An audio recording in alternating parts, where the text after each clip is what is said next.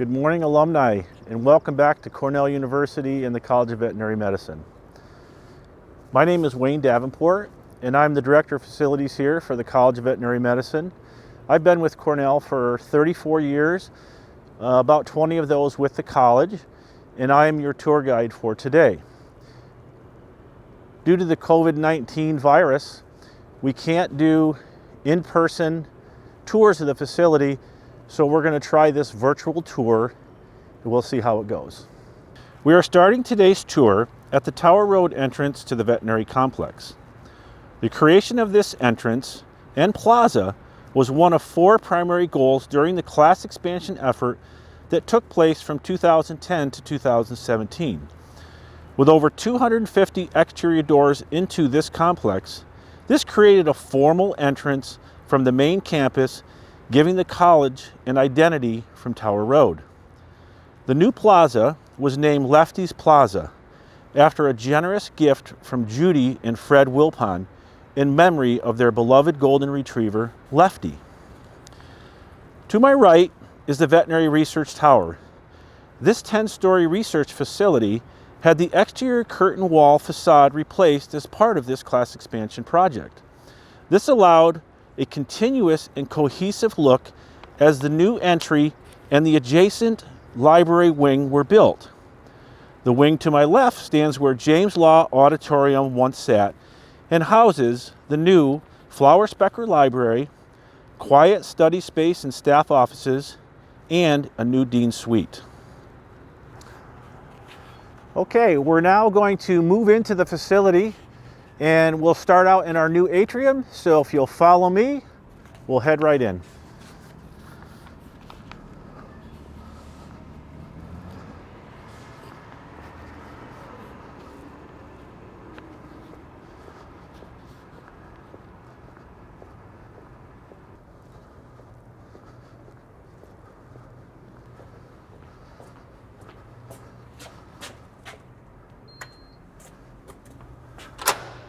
Come on in.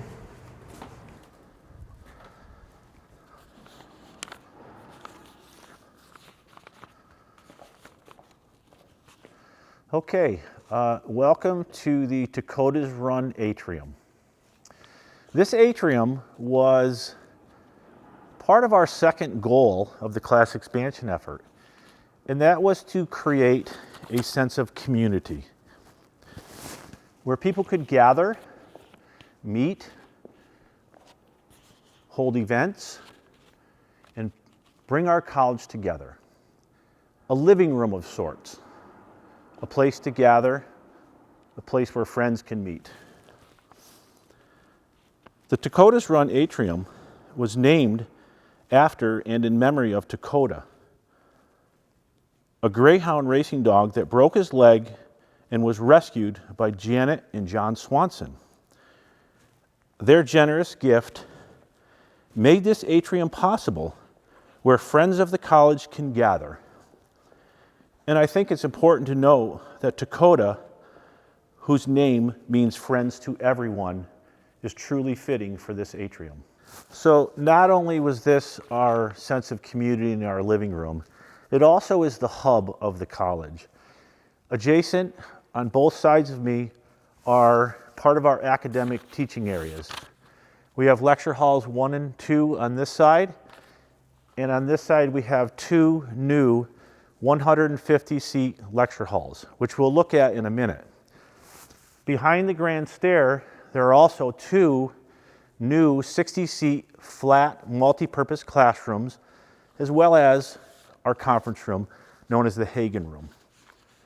We're going to head now into our new Flower-Sprecher library. This was a new building as part of the class expansion project. Level 1 is the library.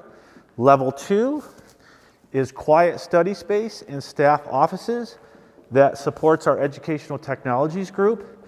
And level 3 is our new dean suite. So we'll head into the library.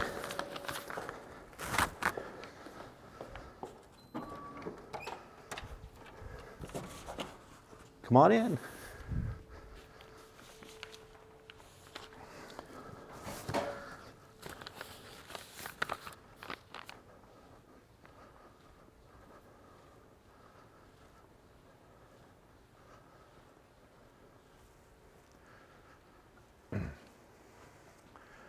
Okay, so as I mentioned, this is a new 3-story facility that was part of the class expansion project. This is our new Flower-Sprecher library. It's reduced in size from about 2/3 of what it used to be. The library, the old library, used to be right where the atrium is now. As part of this library function, we also included a poisonous plant garden, which we'll go outside and look at as we proceed through the tour. I think one important thing to note is this library and the poisonous plant garden sit in the identical location that James Law Auditorium used to sit. And the librarian offices are sitting on top of what was the James Law Auditorium lobby. So let's proceed now into the garden. Okay, on my left here is our new poisonous plant garden. And of course, these are poisonous plants that are used for educational purposes and poisonous to animals. I think it's really, really important to note that this exact location is where James Law Auditorium sat, where many of you probably took classes or performed on the stage that was in there. And the offices that house the librarians are actually on the existing floor plate that was once the James Law lobby. And I also think that it's important to note that this new building, although it's part of our veterinary center, it is also rightly named James Law Hall. So we'll enter into the garden.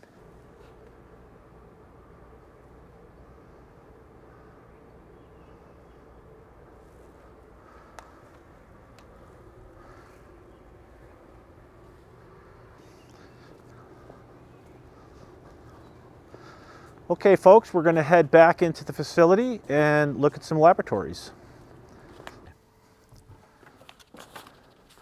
Okay, as we leave the Sprecher Library and the James Law Hall, I just want to point out that this was the actual entrance to what used to be James Law Auditorium. And as we finish that, we're going to proceed down into Sherman Hall, and we're going to look at some recently renovated laboratories that we just completed in early 2020.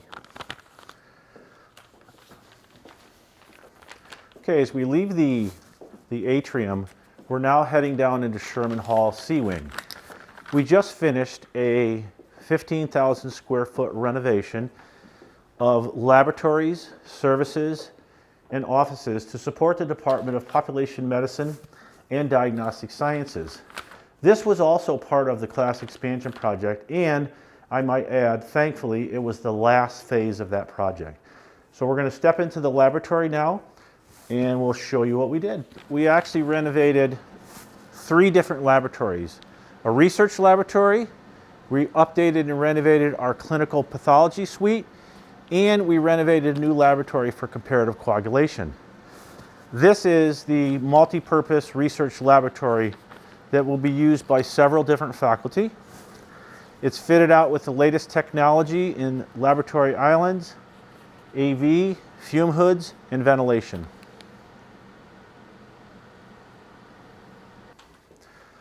Okay, as we leave the laboratory, we're now going to enter into what is our new multi-purpose wellness room. This room was designed and renovated to accommodate well-being and wellness here at the college, something that's very, very important. The room is used for different wellness activities such as yoga, boot camp, dance, and other wellness type activities. It's fitted with a wonderful soft rubber floor, storage for yoga mats, TV, sound system, dance bar, and glass. Very popular room for the college.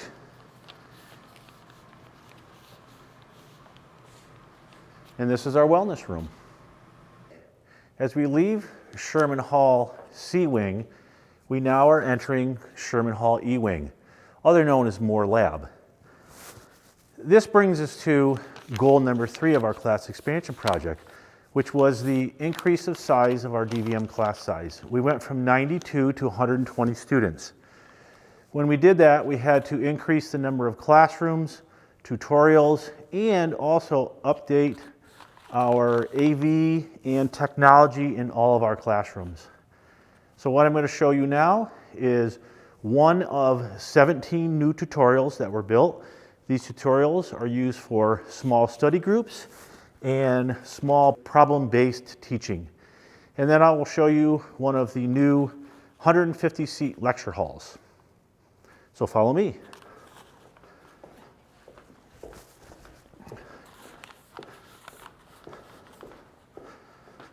As I mentioned in the corridor, this is one of 17 of the new tutorials. These rooms are very, very popular amongst our students for quiet study space, fitted with all new furniture, the most popular whiteboards, and the latest of AV technology, including this 90-inch monitor.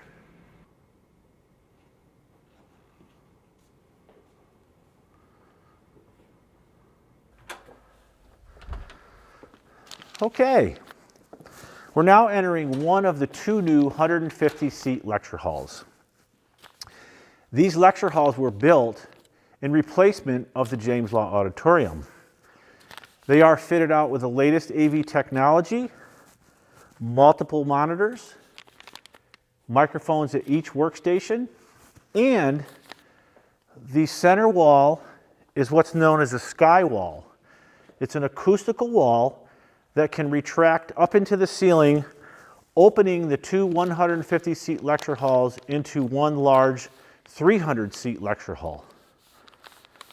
One of the most popular lecture halls on campus.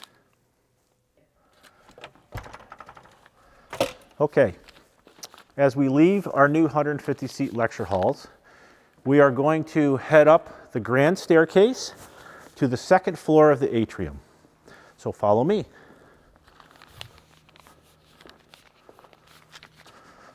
All right, as we come up the grand staircase, we are now on the level 2 of the atrium. Level 2 of the atrium also has access to the new 150-seat lecture halls. It has a dining area, a variety of comfortable seating and study areas. It also includes an exterior courtyard with exterior dining, a pet walk area for our hospital, and a new 60-seat multi-purpose classroom known as the green room. And then adjacent to that is our new cafeteria.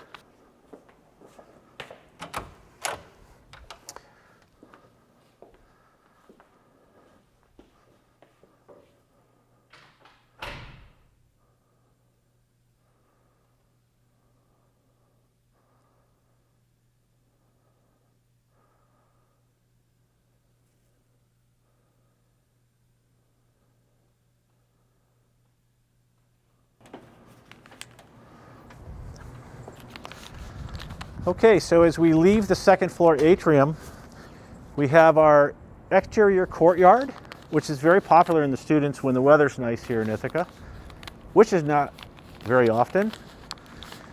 We have outside dining seating, a grassy area where our students can lounge around and study or whatever.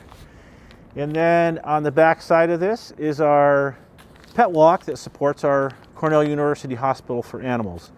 So let's take a walk through the pet walk, and you can see that.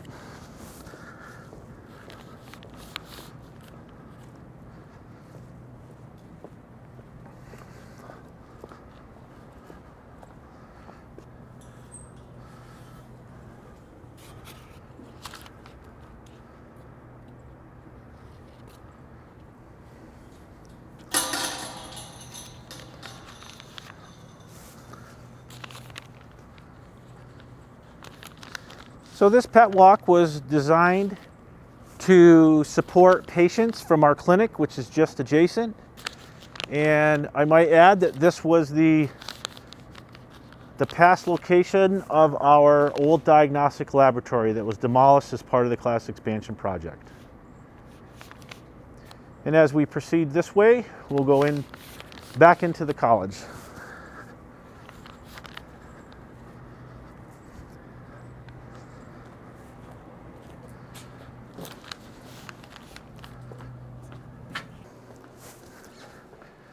As we enter back into the level 2 atrium, we're going to head down our public corridor. And that was goal number 4 of the class expansion project, which was to improve our circulation. For those of you that have been here for years, you'll know that the circulation is very confusing here. So now we have our public corridor down to my right here that allows straight access right into the hub of the college or our living room. And that's greatly improved our circulation throughout the campus. And then, as we head this way, we have our new dining facility.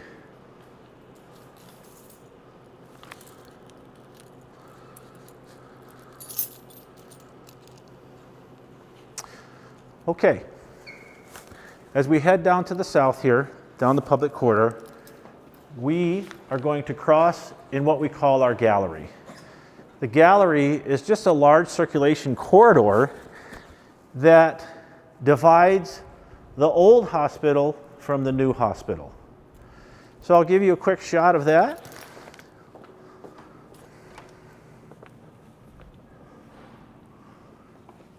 This part of our gallery is no longer part of the main circulation plan, but we are using it to support our canine rehabilitation service.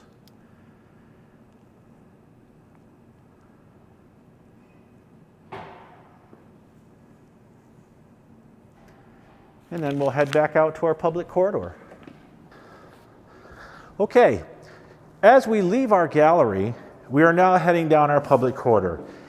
And displayed on both walls are all DVM class portraits.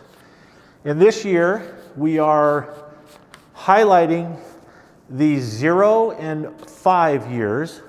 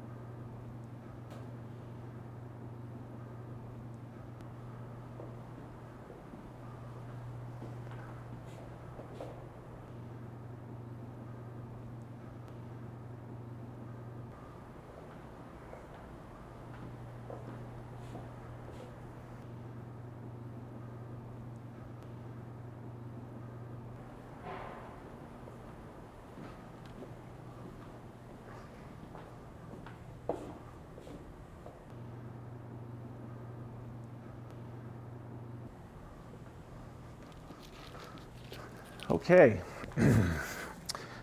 As we complete the last portion of our Capitol tour. We are going to leave the complex here, and we're going to head down to our new community practice service building.